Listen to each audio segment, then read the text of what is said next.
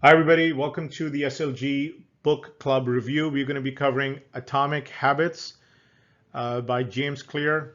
I think this is the premier book on habit formation. Um, Tiny changes, remarkable results. Atomic Habits, an easy and proven way to build good habits and break bad ones. Don't we all want to do that? We do. But I think this book is very to the point, very powerful frameworks, very easy to read. Anybody can pick it up, whether you're a student or a professional, doesn't matter. Very intuitive, very insightful content here. I'm just going to cover some of the things that really stood out for me in this book. So I'm not going to cover the entire book in this review, but I highly recommend this book for anybody who's really trying to, let's try to put this mildly, change your life, right? And because I genuinely believe that habits do change your life, right? So this is not an exaggeration. This is what I genuinely believe. Um, and I think this book is phenomenal because it focuses on stuff that is so intuitive. And I'll read what Claire writes in his book. He says, an atomic habit is a regular practice or routine that is not only small and easy to do, but is also the source of incredible power, a component of the system of compound growth. In simple words, this is what he's saying. He's saying, take on something small, something tiny, something easy to do, and feed it into the system of compound growth. And it's going to become amazing. It's going to become powerful. So take something small, compound it, becomes huge, right? So we all know what compound growth is. If you look at, let's say, compound interest, let's say you've got $100 and it's growing at 10% a year. In 7 years, it's going to be roughly $200. You will double your money in 7 years if it's growing at 10% a year. Simple as that. It's a system of growth. So, compound growth means you just every year you build upon the previous year. That's it. So he's saying, look, every day, habits will allow you to keep improving, keep building upon what you've done before. And why is that? Because, habits are essentially the opposite of willpower. Because willpower, you're really like drawing upon energy to get some results or some outcome. In habits, it's essentially your lifestyle. It feels effortless, but it's never effortless in the beginning. That's why making habits is not that easy. I've done a habit camp earlier this year, and a lot of people found it very helpful, but many of them struggle as well because building habits is not easy. Breaking bad ones is not easy either. And hopefully, this book, some of the takeaways in this book will help you, um, kind of take away certain things that can really get you over the hump. If you now look, he talks about why habits matter. Well, it's a little bit what I've already covered, but habits reduce the friction between what we want to do and what we actually end up doing. So we'll talk a big game, right? We'll all say we want to do this, da da da. But when it comes to doing it, it's a whole different ball game. There's one excuse after the other, and I've talked about this many times in SLG community. Every excuse is valid. So, you know, so what? But what happened is time has passed by, and you're still where you were. Nothing changed. So why habits really matter is they allow us to keep improving. So the example he gives in the book is that if you try to get better at anything, whether it's improving your strength or stamina or speed or focusing ability or writing ability, building a skill, whatever it is, you want to play the piano, become a graphic designer, uh, whatever it is that you want to do, an athlete, et cetera, et cetera. If you try to be 1% better every day, in 365 days, you will be 38 times better, right? So let me say that again. If you improve 1% every day for a year, you'll be 38 times better at the end of the year as compared to where you were at the beginning of the year. So these are some massive, changes. And if you try to, let's say, drop a bad habit and you reduce it by 1% every day, you will be, basically take it to zero in about a year's time. So don't we all want that? Don't we all want to get really fit and healthy and make a lot of money and have great relationships and then drop the bad ones, the bad habits that are holding us back, that are reducing our lifespan, that are destroying the quality of our lives? We all want that. But how do we get there? Because if you're going to fight the daily battle through willpower, you're not going to succeed. I haven't in so many cases. So the idea is to go frictionless, right, through habits. So the habits allow you to benefit from those eventually large gains. How? By getting tiny, tiny, tiny gains on a daily basis, and you allowed you to stay consistent. You don't feel like you're really burdened, and you can stay in the game. Um, One of the things he mentioned in the book was he said that the purpose of setting goals is to win the game, right? So we have a goal, we have a target. Okay, we're gonna win this game. Um, but the purpose of building systems is to continue playing the game, right? That's a very important point because we can try to be in the game for 7 days and we get some results. But if on day number 8 or 9 or 10 we start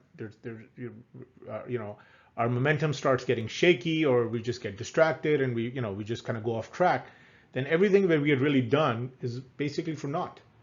We didn't really benefit from the gain that was awaiting us in the future. So the point is, stay in the game. And how do you stay in the game? Is through habits. So any transformation you want out of life, it has to come through a compounded growth model or compounded system. All right, so he talks about how do we build these habits then? I mean, if we really are committed to to growing our developing a habit system and really going after our goals and whatnot. So he said, well, you got to look at it. You want to change your behavior to get there, right? You can't just talk about it. You gotta change your behavior. And how do you change your behavior? You can do it either by identity or process or outcomes. These are the sort of the 3 layers of behavior change. Now, I would say, just if I were to ask most people, they would say, well, what do you want to really focus on if you want to achieve something, right? So they're like, yeah, we just want to be very results oriented. Focus, focus, focus. Focus on the goal, the results, the end game. And I found that personally to be not very effective. And this is why this book really stood out to me as well, on top of other things, which is, I was like, I always thought about, every time I try to chase a goal, I could probably hold on to it, but I probably get to it, but I don't get to hold on to it. So I need something more sticky, and I need to also be able to replicate that goal.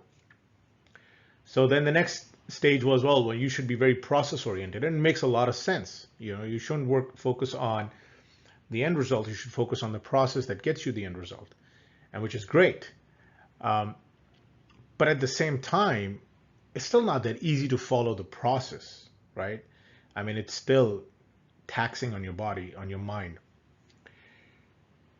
And I used to reflect on this quite a bit and then realize that unless and until something is not really inbuilt or intrinsic, it's very, very hard to stay with it and stay in the game, so to speak. So then it's about identity. Right? So the question then is, well, if we're gonna focus on behavior change, what is it that really makes that behavior stick? So when we think about outcomes, it's the what we're trying to achieve. What is it that we're chasing here? Like, what is it? Is it a 6-pack abs, or is it $1 million? Like, what is it that we want? Then the process, which is number 2, like it's the how. How do we get there, right? The actions, the habits, the thoughts, the routines, the systems, and very, very critical, very important. But the most important in these 3 layers is the layer which is at the middle, right? It's right at the core, which is really the driving force behind everything. The identity. It's the why. It's the why. So the question you got to ask yourself is, at which level is your change occurring? You're trying to change your behavior. You want to build a habit. Are you being superficial about it? You're focused just on the outcomes? Are you being a little bit more detail oriented and going into the processes? Or are you really integrating the change into your identity. And I think that's really where the question, was answered for me. Like things which I was looking at superficially, which was really a manifestation of why, the outcome, the result is a result of why you want to do it. I struggled to connect it to my whys because my why was not strong enough. It was something that was really vague. It didn't really inspire me, so I didn't really stick with it. I think that happens to a lot of us, whether we're trying to lose weight, we're trying to acquire a certain skill, we lose interest. Why? Because there's not enough of a why fueling this journey.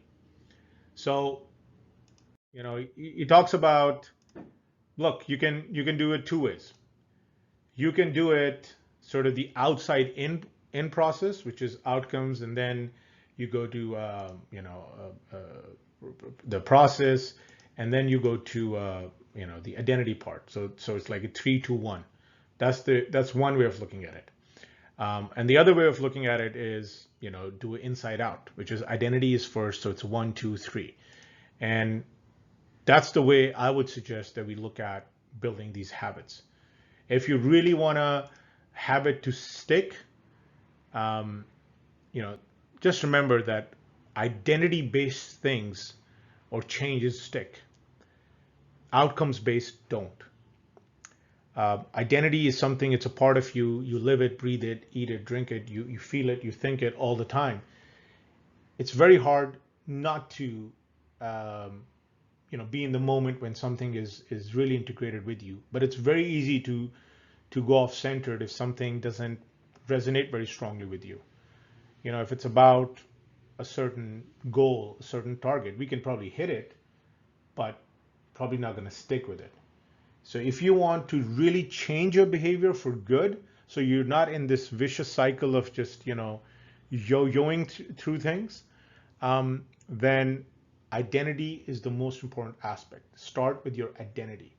Ask yourself questions. What kind of person lives long and a healthy life with a high quality of life? Not the fact that I want to get six-pack abs and I want to be on Instagram, flaunting my six-pack abs, right? So the question should not be six-pack abs.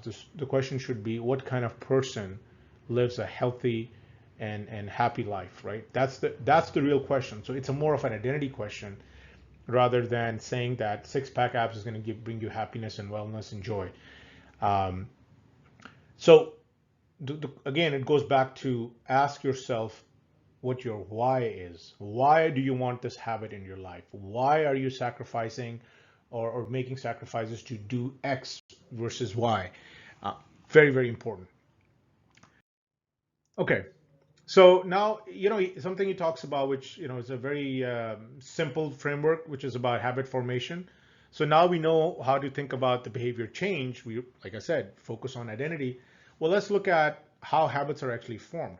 So he talks about these 4 stages of habit formation. He says, well, the first stage is the cue. It's the cue.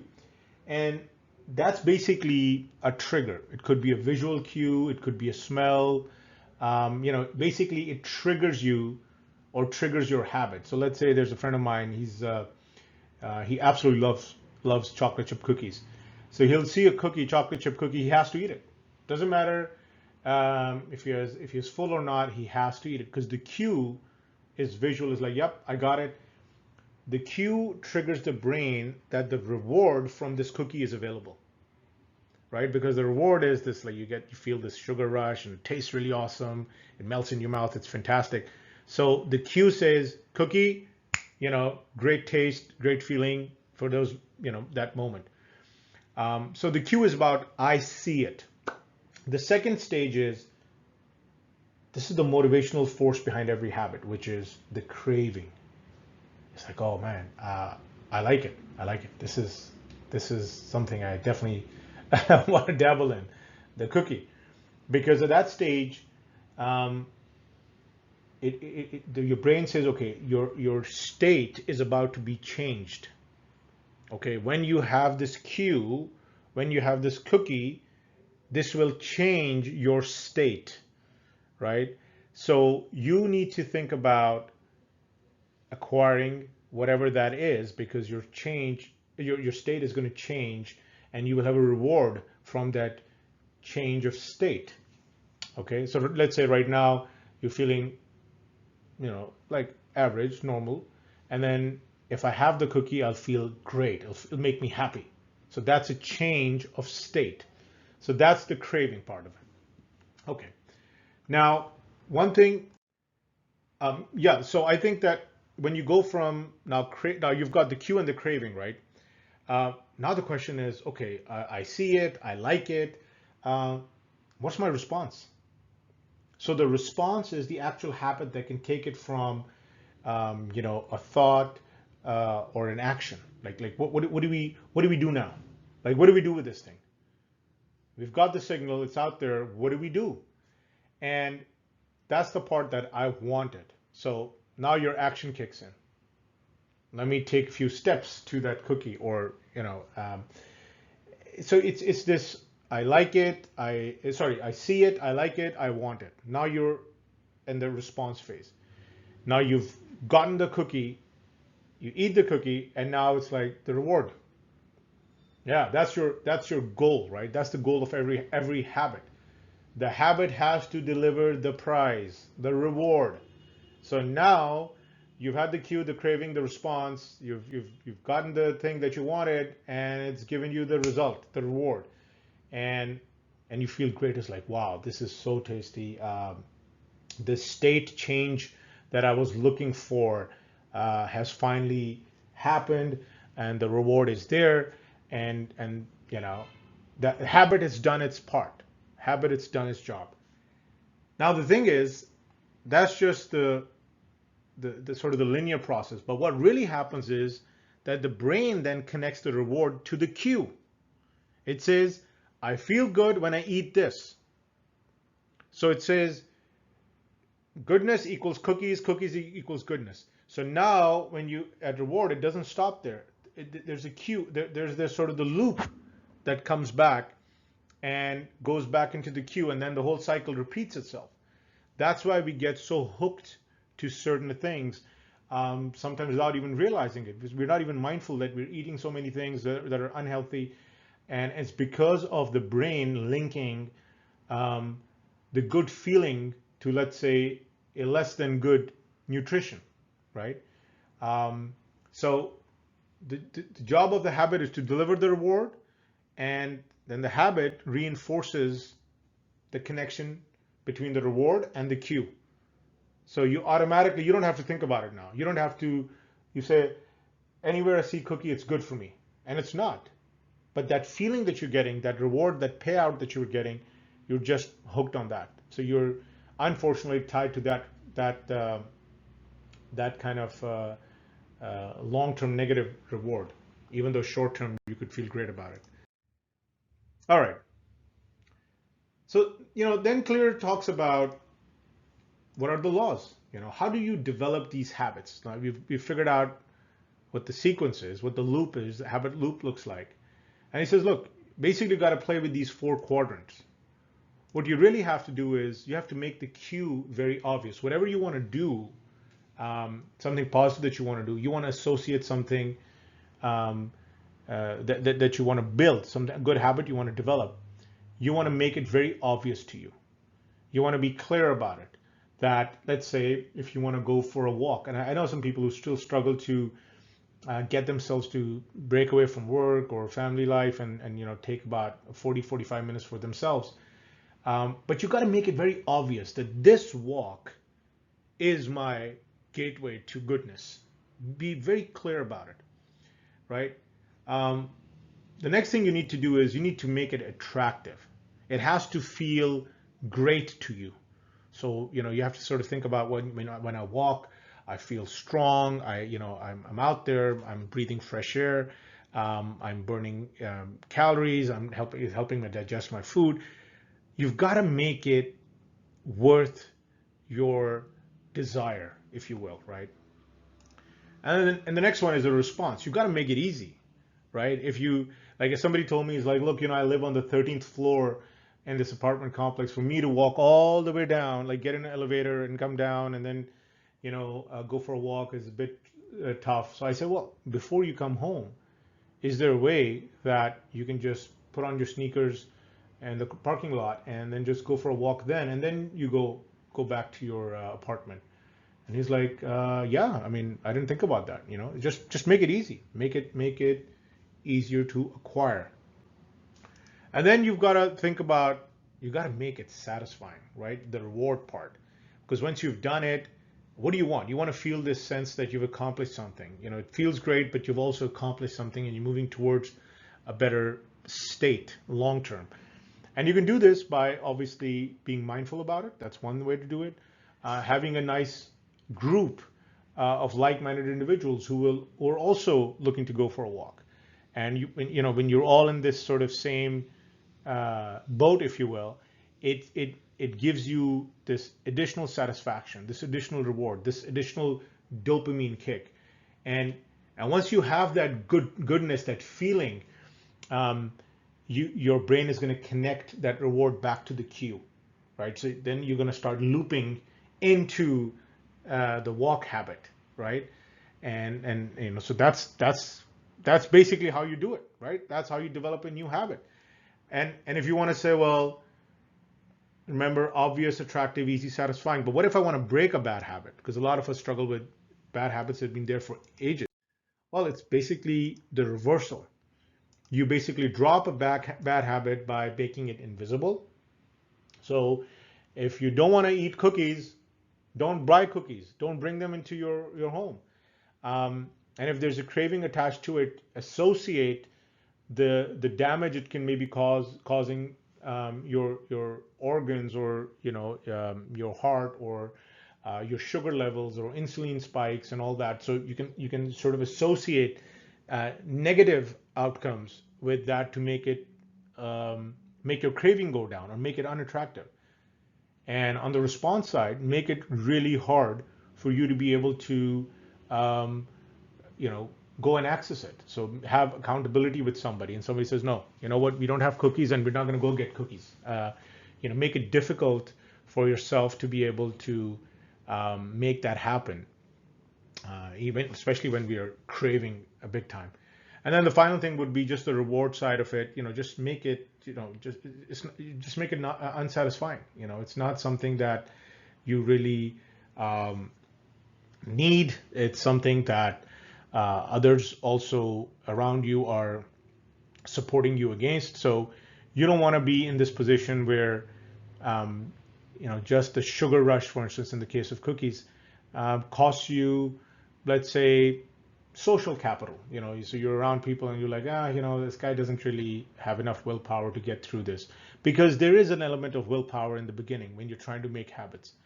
It's not that simple as just follow these steps and it's going to play out. You will always be tempted, and there's always going to be some level of willpower. The goal is that if you can start connecting, your brain starts connecting that this eating of the cookie is unsatisfying, unrewarding for me, then frankly I don't really need it. And over time, your brain just lets it slide. It doesn't focus on it, and that's when your willpower can be conserved and doesn't have to go towards the avoidance of the cookie. So that's how you basically do it. You build a habit, making it attractive. You break it by making it unattractive. Just reverse the law, basically. All right. Now, something he talked about, and I am a firm believer in this. One takeaway I got is this habit stacking or coupling. I mean, I do this all the time. Basically, what it means is that you either bring in habits together or you do them in a sequence. So you can stack one habit. You say, okay, I'll go through one habit. I finish that habit. I start another good habit, and I finish that habit and start another good habit, right? So that's like you're doing it in a sequence, serially. Or you can do certain habits that you can couple. For instance, while I go for a walk, I listen to audiobook.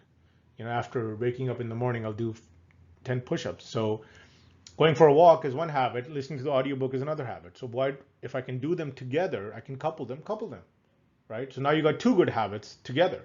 So next time you want to listen to an audiobook, you might even be compelled to walk. Or next time you want to go for a walk, you say, oh, I want to finish my audiobook. So now you got two positive constructive habits that are coming together. Um, and you can come up with all sorts of way to stack and couple these habits. And you can have systems, right? You can have a system for the morning, you can have a system for the evening. It's just how you put them together. Um, and so I think, look, you know, if you can uh, find habits within a certain time frame and a certain location, they work really well. So like I said, like if you wake up in the morning and you do 10 push-ups, like it's in your room, it's right there. It's in that time window, right? It's within the whatever, 5-10 minutes. You're doing both of them in one go in the same location at the same time.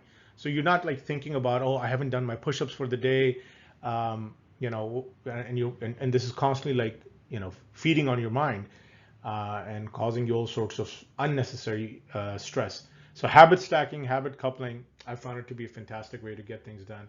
And a lot of times I even take my work calls while I'm walking. So I get work done while I'm also getting my daily steps in. So grouping is a fantastic way to win at this game of habit forming. Now, the one thing I want to spend a little bit of time is on systems. It's a fantastic line. He says that James Clear says that you don't rise to the level of your goals, you fall to the level of your systems. I thought it was a fantastic quote because goals really don't mean much. It's really, really about the systems. And what are systems? Systems are a collection of daily habits that will get you to the goal, right? It's a bunch of habits that you do on a daily basis that eventually either move you up in life or move you down in life.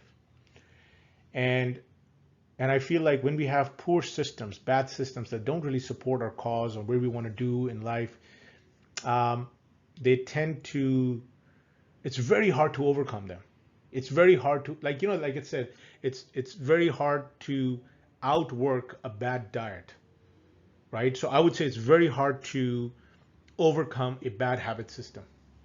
So for instance, a bad habit system would be you're just watching YouTube while eating food while laying down at night, right? I mean, this is just a bad habit system. It's like, yeah, I just eat and watch stuff, and I'm laying down as well, and sometimes I pass out there, and the lights are on. I mean, we've all been there. At least I've been there. So you've gotta fix those fix the system because he says that both winners and losers have the same goals. So it's not the goals that change you, right? It's the systems behind those goals. So a system would be, like I said, you create these habit routines. You can couple them in the morning and the afternoon, whenever. But it's also about, like, for instance, if you're an entrepreneur, how do you recruit? How do you hire people? How do you report your processes, your performance? How do you test ideas in the market? How do you interact with customers, et cetera, et cetera? So it's not that, are you a good entrepreneur? I don't care about that. I don't care about your goals. I have these goals. Really don't care about it. What I really want to know is what is the system that's going to get you to the goals? You tell me your system, and I can tell you if you're going to get to your goals or not, right? As simple as that. It's no different than your diet and your exercise. You tell a fitness trainer, this is what I'm eating and this is what I'm exercising. The trainer is going to be able to tell you where you're going to be health-wise in a month, a year, etc. So systems, my friends, win. Think systems. And in the end, let me just do a quick summary for you guys. What did I really take away um, from this book? Some of the sort of the high level takeaways. First is compounding is power. Leverage it. If you don't see changes, don't worry about it. Rome's not built in a day, and neither is going to be your business, and neither is going to be your body, and neither it's going to be your mental health or your emotional stability. It's all going to take time. But as it builds, it's gonna really catch you by surprise at times. I've seen this in my own life and some of the people I've coached, that you may not see anything meaningful happening in the first week or 10 days, but something starts changing in your life positively thereafter. And 3 months later, you don't even recognize the person you were 3 months ago, right? And I've seen this with so many people, my friends who've I work with, and it really makes a huge difference. Compounding is power. Focus on systems, not goals. Focus on becoming, not achieving. Becoming means your identity. That's where you need to focus on, not achieving. Achieving, I'm not saying achieving is bad. I'm not saying goals are bad. You've got to be results oriented, but you really got to be identity oriented if you want those results consistently. And motivation is overrated. It's more about your environment, not motivation. One of the things he talks about in the book is this, that it's what we bring around us, how we sort of the world that we live in is really the fuel that we need to get things done. It's not the fact that we were constantly looking for motivation injections to keep going. Motivation is not going to be accessible all the time. So what you got to do is create an environment around you that allows you to stay consistent and on track to then benefit from the system of compound growth. And last but not least, build great habits, make them very obvious, very attractive, easy to pick up on, and make them satisfying. And pretty soon your brain is going to start making this connection, and the brain would want more of that goodness. It's not gonna dig deep into your willpower reserves. Life is gonna come more easily. And like I always said, nothing in life gets easy. It just feels easier because you're getting stronger, right? So habits are making you stronger, which makes it look like, oh, this is kind of effortless. Well, it's really not that effortless. You just have adjusted to it mentally, in your systems, in your network, the people that you've just gained more skill, more knowledge. All of that eventually helps you make it, move over it and make it look effortless, which is not. It's an illusion in that way, but it's a good illusion, right?